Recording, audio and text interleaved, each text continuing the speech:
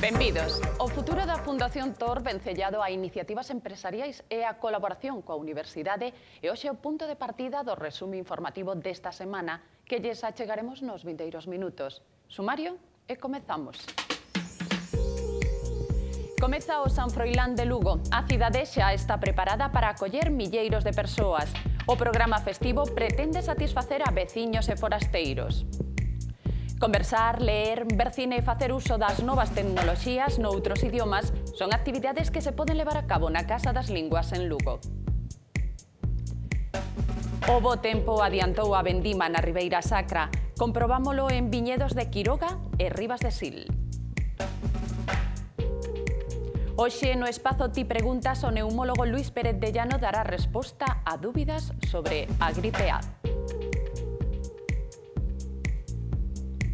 Unha das plataformas punteiras en comercio electrónico traballa desde Lugo. Coñeceremos os emprendedores que lograron consolidar o proxecto.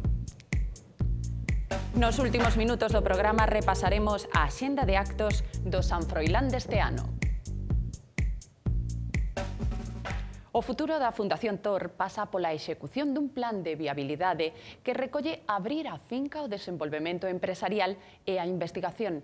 Este mércores tivo lugar unha nova reunión do Padroado na que se aprobou o plan e deuse conta das medidas tomadas nos últimos meses. Entre elas, comunicar á Fiscalía as irregularidades detectadas nas actuacións dos anteriores xestores. A viabilidade da Fundación TOR pretende destinar os recursos da finca de TOR ao desenvolvemento empresarial e a investigación. É un proxecto de futuro no que a Deputación de Lugo investirá 100.000 euros. Levaremos adiante un proxecto creo que digno, donde a nosa vontade é que participen moita xente de fora da Fundación ou de fora das administracións que sosteñen esta Fundación.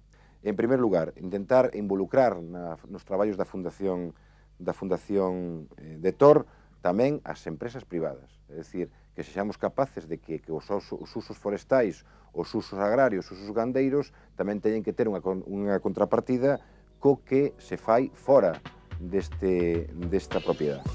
O plan aprobado este mércores polo Padroado da Fundación TOR busca ademais que a finca sexa rendible para o sector agrogandeiro da provincia.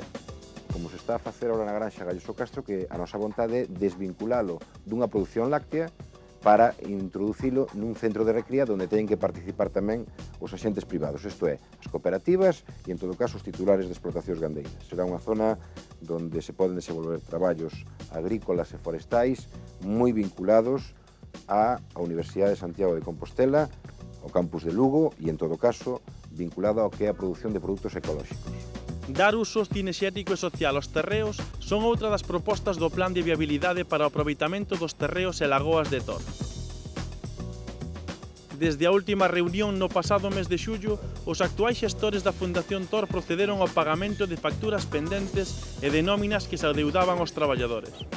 Desde a última reunión que se celebrou do novo Padroado, ata agora foi necesario facer un desembolso de 80.242,60 euros, todos eles destinados fundamentalmente, basicamente, ao pago de deudas atrasadas.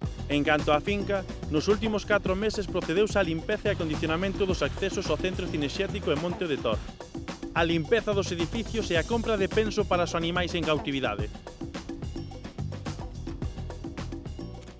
O San Froilán atrae cada ano a milleiros de persoas que desexan disfrutar no outono das festas patronais de Lugo. Os preparativos principian con varios meses de antelación, sobre todo os que afectan a seguridade cidadá. Son 255 anos de historia que enchen a cidade romana dun excelente ambiente festivo. Garantir a seguridade dos cidadáns durante o San Froilán convértese nunha das prioridades dos responsables municipais, en especial no recinto feiral, lugar polo que o ano anterior pasou 1 millón de persoas. No plan de emerxencia municipal xa temos considerados todos os aspectos do recinto, da zona onde se vai estar as atraccións, e despois, cada ano, polo miúdo, facemos un análisis pormenorizado dos riscos da zona. As actuacións dos distintos servizos principian días antes do comenzo oficial das festas. durante a instalación das barracas e casetas do polvo e a apertura do recinto feiral.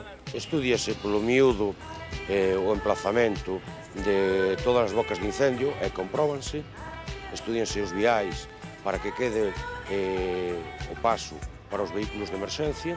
A coordinación entre os grupos intervintes no dispositivo de seguridade é primordial. E con meses de antelación fanse moitas reunións cos responsáveis dos distintos corpos e forzas de seguridade, bombeiros, 061, Cruz Vermella, Policía Local, Policía Nacional, Gardia Civil, Policía Autonómica, para establecer o procedimento de intervención e de coordinación. A celebración do San Froilán, festa de interese nacional, é un bo pretexto para visitar Lugo no outono. Hai espectáculos para os nenos, para os maiores, hai unha feira gastronómica que é o pulpo, hai un ferial como os de antes, ou seja, aquí no centro da cidade, e hai moitísima xente moi amable para recibir a todos os galegos e a toda a xente de fora. Eu creo que é o momento máis oportuno e mellor para vir a Lugo. Entre os actos previos que inclúe o programa de San Froilán, este ano destaca a celebración da Lotería Nacional, que terá lugar este sábado no Auditorio Municipal. Programa moi completo, con 19 concertos, todos eles gratuitos, prácticamente 30 espectáculos para os máis pequenos, tamén dentro do San Froilanciño, ademais de moitísimas espectáculos de rúa, de todo tipo, non? Eu creo que é un programa completo que vai a gustar a pesar da baixada presupuestaria, que creo que non se notará tanto. Para difundir as festas patronais e os atractivos da cidade romana, o alcalde de Lugo acudiu esta semana á Coruña. Na capital herculina, José López Orozco inaugurou un stand con información sobre Lugo, que permanecerá aberto durante un ano para promocionar a cidade e a provincia.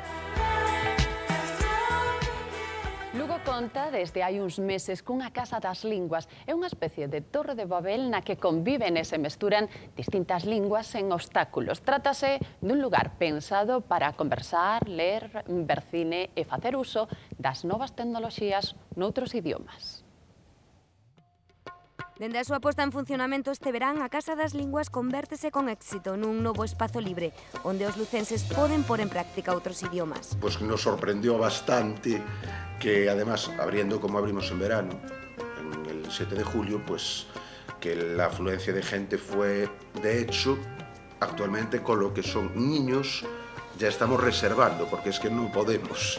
Polo de agora podense practicar o inglés e o francés a través de charlas en grupo de lectura e de uso das novas tecnoloxías. Las actividades, llamémosle complementarias a lo que son los speaking groups, son, por un lado, visionado de series y de películas en versión original, con subtítulos de momento en inglés. Cuando empiece el grupo de francés, pues también se hará de películas francesas. Se están haciendo lecturas, un Readers Club, que es sobre todo para gente que ya tiene un nivel alto.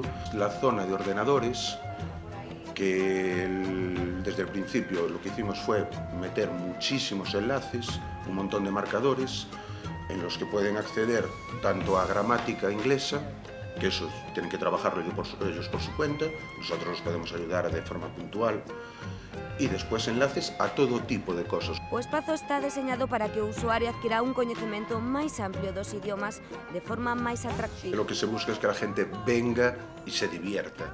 No sé aquí que se olviden de que esto es una clase, de que hay profesores, de que se les va a poner deberes. O sea, no tiene absolutamente nada que ver con eso. Es simplemente un sitio en el que te puedes juntar con otra gente que está interesada en ese idioma y compartirlo con nuestra ayuda. O sea, nosotros estamos para ayudarlos. Esta non será a única casa que o Concello adicará ás linguas. A finais deste ano estará finalizado o novo centro de convivencia da Piringalla, onde se albergará un centro como este que dará servizo aos veciños da zona norte da cidade.